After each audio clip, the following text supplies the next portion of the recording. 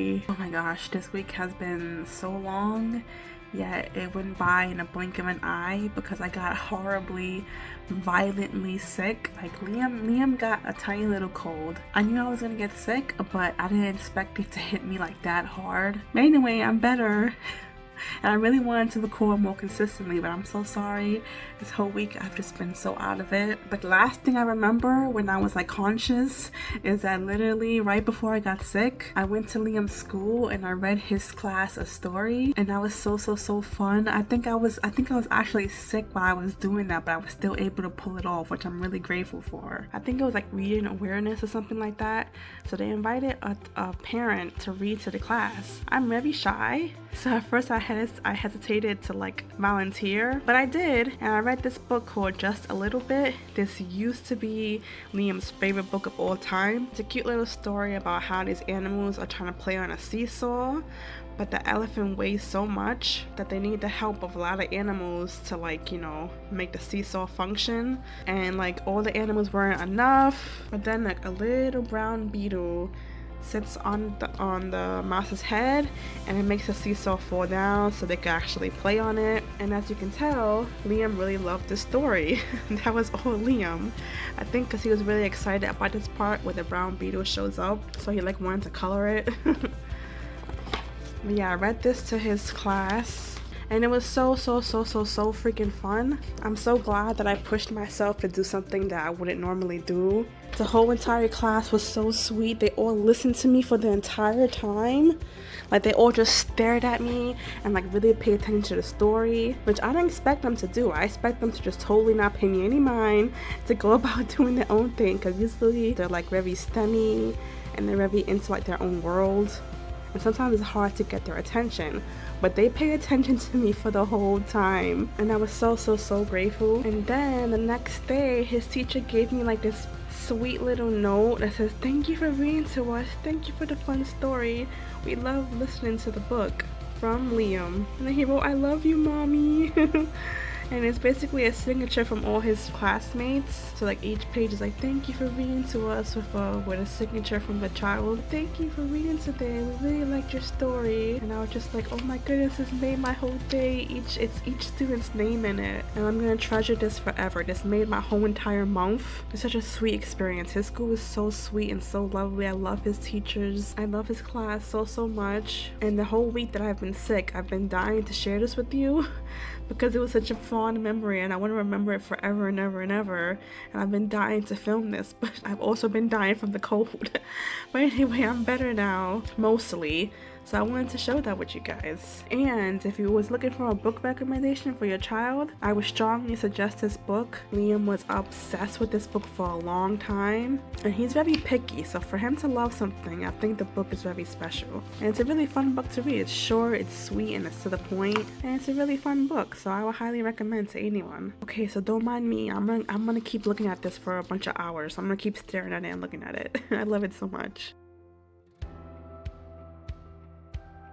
So I have a little like sort of scary story time that I just want to get off my chest. It's a little bit scary, but me and Liam are both fine, and it's been a few days since this happened, and ever since it happened, Liam hasn't mentioned it anymore, which I'm glad for, because in the incident, Liam seemed pretty like shook up about it, and he kept talking about it. I was worried that every time that we go outside, he would mention it. But we've been outside since this happened and he hasn't mentioned it. So I'm glad for that. But I just wanted to get it off my chest, just to like put it out there, and maybe someone who lives in New York City watches this and like has experienced this with their children. So anyway, let me just start, because I tend to just ramble on. Me and Liam were at the Atlantic Avenue Mall in New York City. It's a beautiful mall. It's like one of the only malls left in New York City, I think. There's like a bench area outside of it or in the back of it. I don't know, there's so many different like entrances. I think it's like the back. It's a bench area. We had done doing some shopping, bought Liam some McDonald's. He had like a cheeseburger and fries.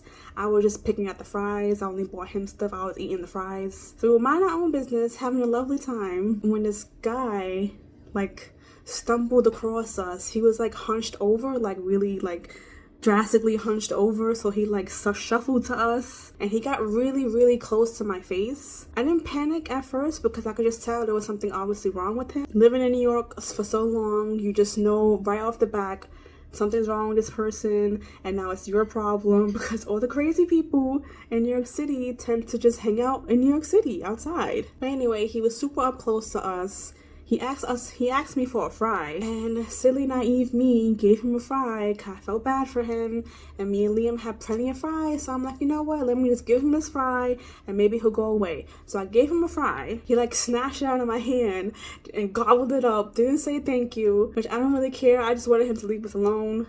That didn't happen. He came even closer to me. He started looking inside our bags, and that's when I started to get nervous because this man was like really invading our personal space. So I'm like, sir, can you please back away? Sir, can you go now? I gave you a fry. Sir, can you please like leave now? You're getting too close to me. So at first he like backed away, and then he like mumbled something that I didn't understand at first. But then he was like, oh, let me see what's in your bag. You got money in your bag? And I was like, oh boy, here we go. And I was like, no, sir, you need to leave. And keep in mind, Liam's right next to me. So I'm trying to like speak at a rational tone. I don't want to scare Liam right next to me. So I was like, no, sir, we don't have anything for you. You need to leave, please.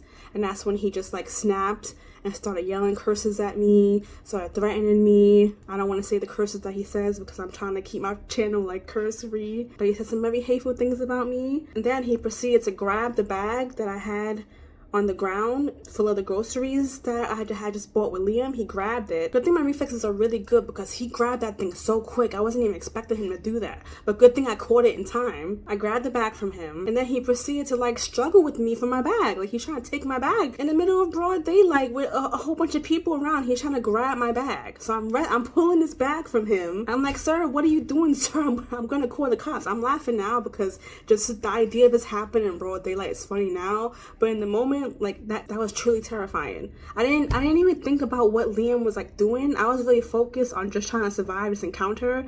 I don't know what Liam was doing in that moment. I don't know how he reacted. I totally like tuned him out, which now that I think about it, I probably should have been more like aware of him, but I was just trying to survive the encounter. I don't know how he reacted to that part, but here I am struggling with my bag with this guy. And thankfully there was another gentleman right next to us who started cursing at the guy. I said, what are you doing? Yo, back up. God bless that guy. So the crazy guy forgot about us and started arguing with this other guy. So I told Liam, I said, come on Liam, let's just go. Because the other guy and the crazy guy were arguing, and then the nice guy started to like back away because he noticed that guy was like cuckoo. So that guy started to go away, and then me and Liam went our own direction, and then we just left, and then it was all over. I said the encounter was like maybe like 3 minutes the longest. So then me and Liam walked away. We crossed like a big block, like it was like a 3-lane block. We crossed the block. So I was pretty sure, I was pretty confident the guy wouldn't follow us because he was hunched over, like barely able to walk. So I didn't think that he would like cross a 3-lane like street, and he didn't. We went somewhere else. We never saw him again, and it was over. But after it was over, Liam did like harass me with a lot of questions. He was like, the way Liam asks a question, the way he poses questions now, he poses questions and like he wants me to complete the sentence. That's how Liam asks his questions. So he kept going, that guy was, like he wanted me to like explain what happened. So I told him, I said, sometimes there's just crazy people in the world. Sometimes people are just not nice. Sometimes they just want to bother people, which obviously in my adult brain, I realized that there's more to the story than him just not being nice. I realized that he was either on drugs, he was just mentally ill. I don't think that makes him a bad person, but I'm trying to get Liam to recognize when someone's not good and you need to stay away from them. So I'm trying to like make it harsh to him that sometimes there's crazy people out there and you need to just leave. I don't want him to feel bad for these people or to like, maybe I should help them. They need help. I want him to just fear them and stay away from them. So I was very blunt to him. The guy is crazy. He's not a good person. You need to just leave them alone because sometimes they bother you and you should just leave them alone and walk away. So that's what we did. We left. So yeah, that was basically it. But what had bothered me about it is that when me and Liam was like away from that guy and he wasn't there anymore, Liam just literally the whole entire time we were outside that day, he kept saying, there's the crazy guy. I see the crazy guy. Where's the crazy guy? I see a crazy guy. What? I see a crazy guy.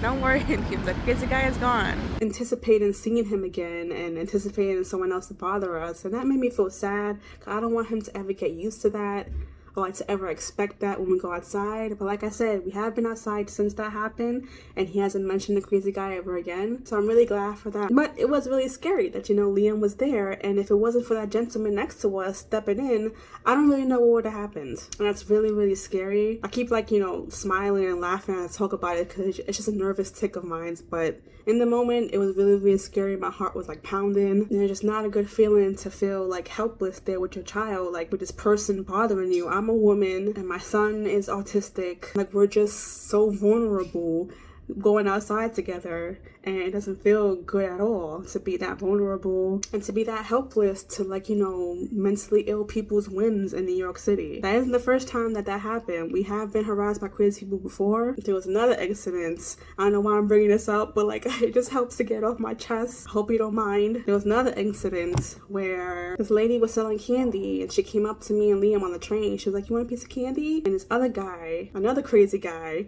was like, "Hey, yeah, I'll buy your son a candy." And I was like, no, it's okay. And then out of nowhere, he just got mad at me. He's like, "Yo, if you was my mother, I would have effing killed you." And I was just like, what?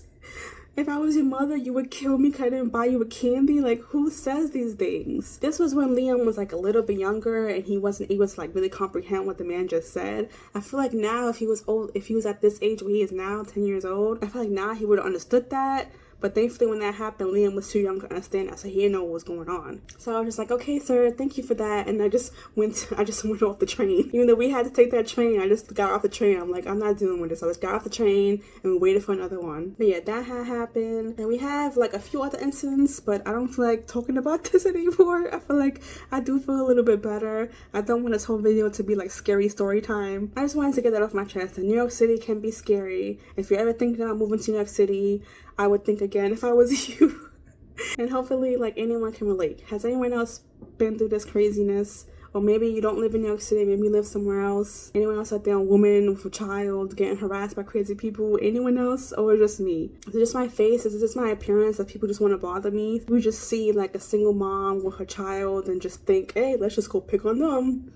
Anyone else out there? But anyway, we're fine. We're blessed. We're not gonna let that scare us. Summertime is coming, and me and Liam will be outside no matter what. I might have to buy me some pepper spray or some mace or something, but that's not gonna stop us from going out. It was a little bit scary, but I feel better getting it off my chest. If anything else happens with that again, I will be on here to talk about it, so it could make me feel better. But thanks for listening. It made me feel a lot better. And I think that's gonna be the end of this video for now, so bye.